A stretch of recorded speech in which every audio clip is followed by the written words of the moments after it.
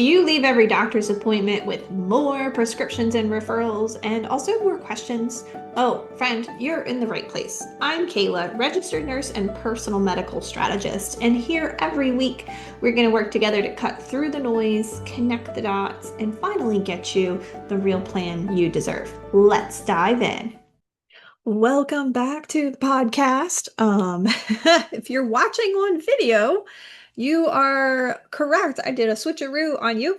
I moved offices this week. The place I was a temporary setup, and this is my new camper office in my backyard. If you're listening to this on audio and you're very confused, this is a video podcast. And so if you're interested in that, go ahead and head on over to YouTube and you'll get the full experience. But anyway, so today we're going to talk about one of my all-time favorite topics, how to get your doctor to listen to you.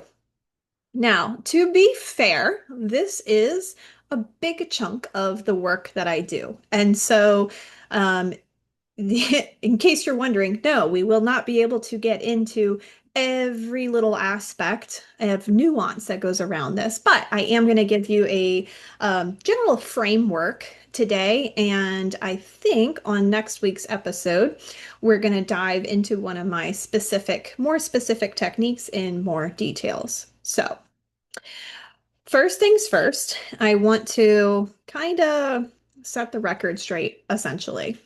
So, I don't know if this is you, but in my career as a bedside RN, I have met a lot of patients. I'd say probably the bulk of patients who believe that they can just show up to an appointment or to the hospital and rattle off a vague list of things, and the doctors will be able to figure it out. They'll run the test, cast a wide net, and come up with the answer of what's wrong.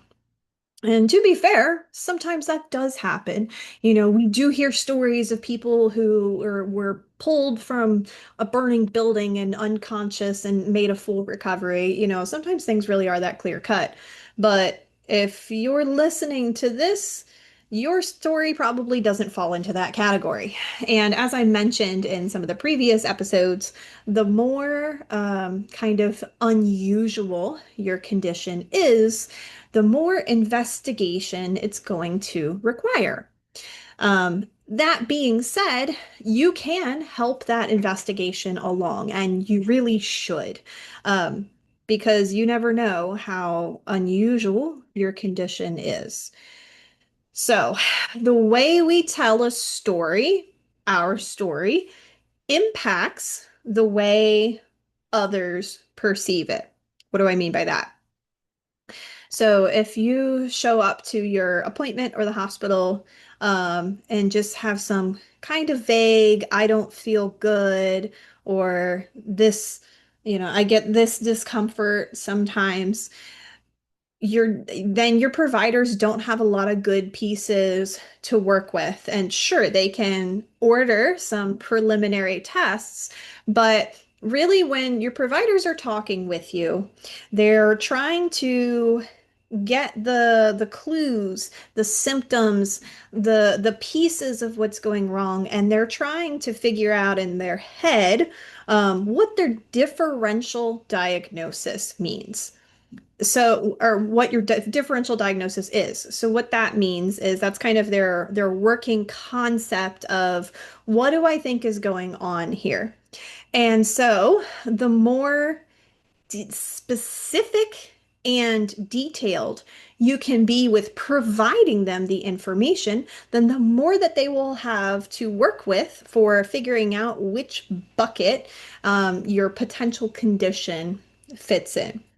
Um, you know, I want to say that it's really frustrating that there honestly is so much kind of like mental games that goes on with communicating with your providers. And it's quite unrealistic, an unrealistic burden for a patient to be under. whatever your previous healthcare experience or knowledge may be. Meaning even for those who have experience with the system and have an understanding of things or even just of the human body, the amount of work that a patient actively has to do to make a good outcome is insane. No, it that is where, yes, the healthcare system needs to be fixed on so many levels, but one of them being this burden of communication with the providers. Like I said, I mean, the fact that we're having this conversation right now, it just shouldn't even be. So if you're feeling that way, as I'm bringing this up, and you're like, Kayla, what are you talking about? You mean I have another thing that I need to do here? Because being just chronically ill isn't enough. Listen, I hear you, and I wish it wasn't that way. But the way I look at it is, at the end of the day, there's humans trying to help a human, right? And in some way we have to communicate that, and there's no way around that aspect. And also, neither of us right now is going to fix the healthcare system that you're trying to navigate today. So accepting that it is the way it is in that this moment, and then we can move to, okay, so what can we do about it? And so that's what this episode is about. It's not because I just felt like I needed to give you that before I go on any further. Like that validation is important to me because it's a frustration that I hear from almost everyone that I talk to, that, it's crazy that it's this hard. It's crazy that you have to work this hard just to be able to get to, sometimes just to even be able to get to a diagnosis. Like that's crazy. I 100% agree. But I don't know how to fix that other than to help individuals like yourself navigate around that obstacle course to figure out how to get there. So, anyways, before I dive into all of my strategies, I just wanted to put that out there. Like, yes, it's crazy. I hear you. And I don't know how to make it stop being crazy. So, I'm here to help you figure out what to do about that level of crazy. So, if we can understand all of that, then we can also agree that the best thing you can do for yourself is figure out, how to best manage that communication. If I was queen and ran the world, all effective communication skills would be taught at a higher level or more intensely in medical school than I think they are. It's, I've seen, I mean, I've interacted with a lot of physicians in my career, and there's a lot of them that interpersonal skills in general, I don't know if that's part of the curriculum in medical school. If it is, I'm going to venture to say it's not enough. And if I was queen and ran the world, I would change that. But I'm not. So we're going to arm ourselves with better interpersonal communication skills, especially in a setting of a clinical office, because our communication is the power that we have here in this equation. So, when you are going into a provider's appointment, I want to make sure, first of all, that you're prepared. If you're showing up at the door and just going to see what happens, I'm sorry, you're already behind the ball. So bring something, literally a pen and paper with you, or notebook, whatever. Number one, so that you can remember the points you want to make sure that you hit. Let's be honest, even if you're feeling prepared ahead of time, there's probably an element of nervousness that's going to hit, and that's perfectly normal. So prepare for that. Don't be afraid to write down your questions. I do it even before my own appointments. I write down my questions or my points I want to make sure I hit, just so that way I don't forget. So have that level of preparation and actually bring it with you. Um, Additionally, this one might be difficult, But I want you to write out all of the things you're hoping from the appointment, and then you actually need to put them in priority order because the average doctor's appointment is 15 minutes. And in that 15-minute window of time, your provider is doing their best to pull all of those bits of information from you and lump them into a category and figure out what to do about that.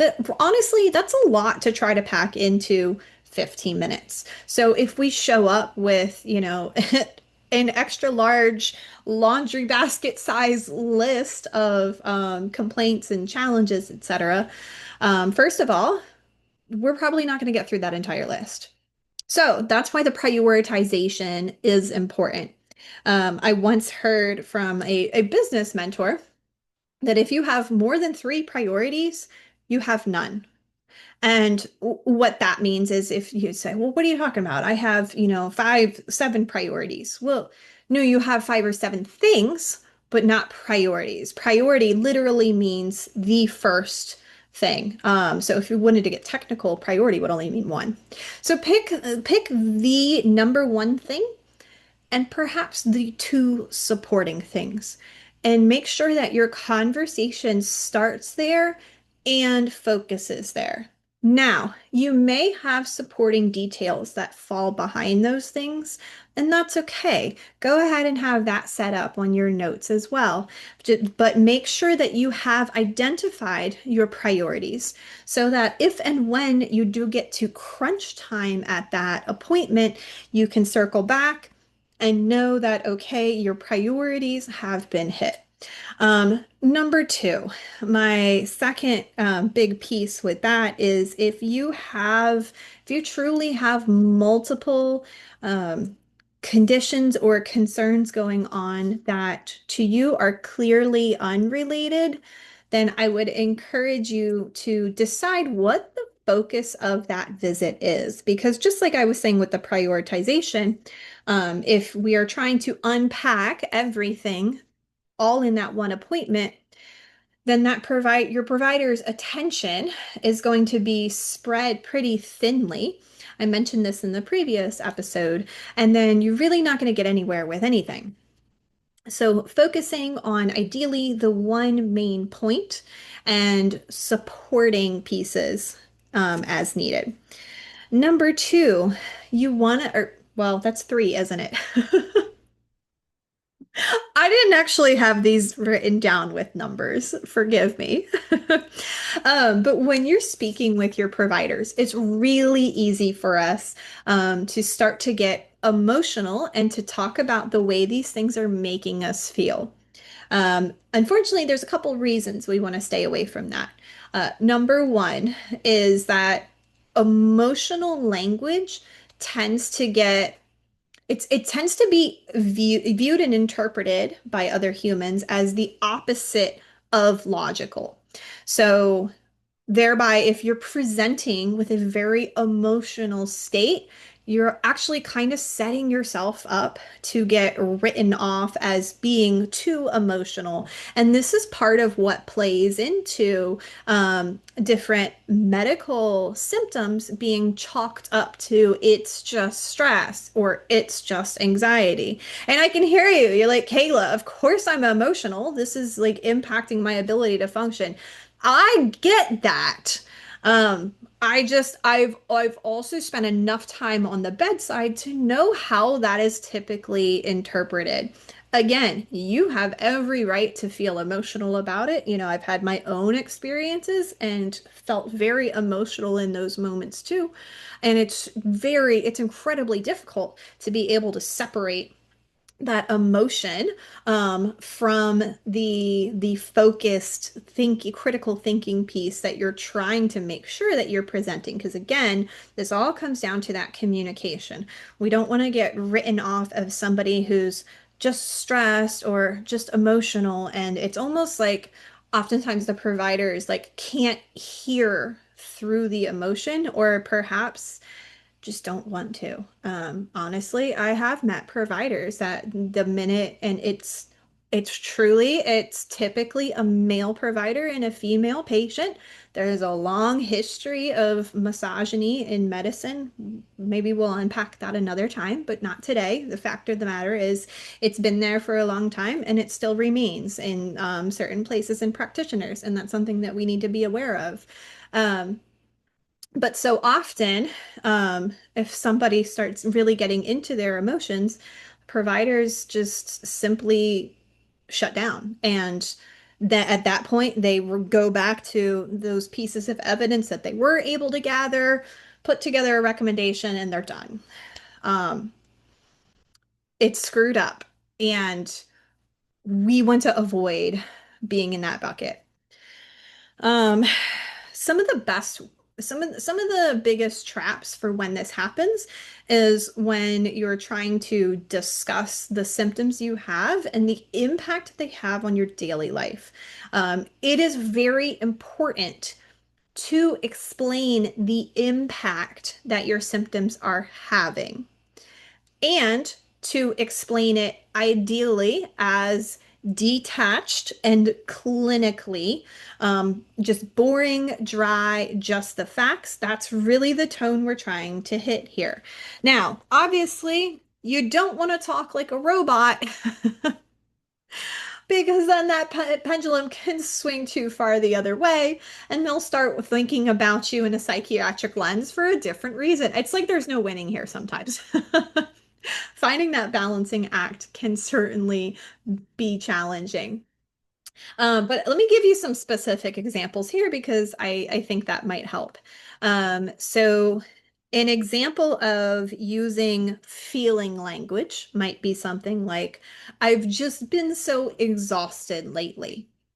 Like, okay, um, that if you just say that, I'm having a difficult time picturing that in my mind.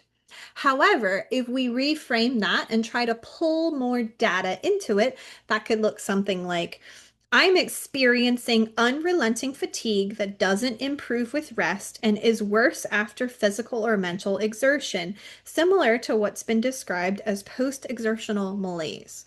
So you see how that's a very, it gives more details. It kind of paints an image, but without pulling in emotional language. And that's really the tone that we're trying to hit here.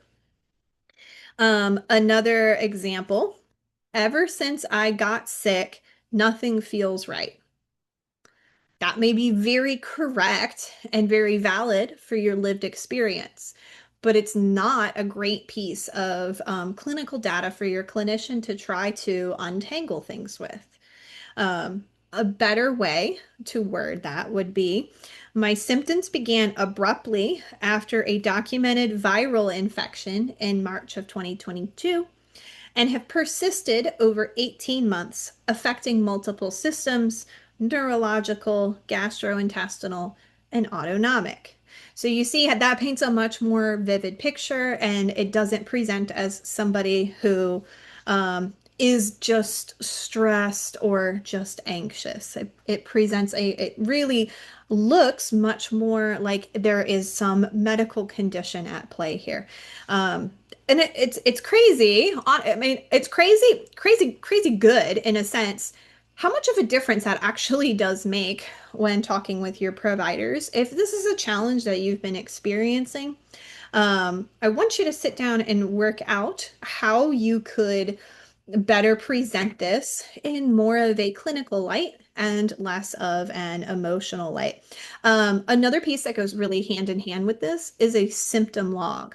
So, as best you can, keep a running log of the symptoms that you're trying to pursue diagnosis on, and also the impacts they have on your daily life, work, sleep, eating, etc. So that you have, and honestly, you can bring that to your appointment as well. That shows, number one, that you're taking this seriously enough to document it and to start to find patterns and trends. It is much more difficult for a provider to write off somebody who is so diligent about what is going on with them and approaching it with a very even keel, essentially. Um, the last piece that I want to touch on here is what I call the breadcrumb technique. Now, to be fair, this kind of crash course on how to talk to your doctor, this is already a long episode, so I'm actually going to break it up into a second part. And on the next episode next week, I'm going to dive into my breadcrumb technique. But in short, that's about how we talk to a doctor when we have a potential diagnosis in mind. So come back for that one. But to recap today, the way that you present your story matters probably more than you think. So make sure you're prioritizing what's going on with you, bringing it written down with a pen and paper for notes as well to your appointment. Bonus points if you bring that symptom log with you, and make sure that you are speaking with your doctor about the ways that this is impacting you and your function and data, and keeping feelings out of it as much as possible. So come back next week and so we can get into that breadcrumb technique. All right, guys, thank you. Have a great day. Don't you go to another appointment unprepared. Head on over to herdforlife.com/guide and get my free doctor's appointment prep guide so you can start getting the answers you need and get off the medical merry-go-round. I'll see you next week.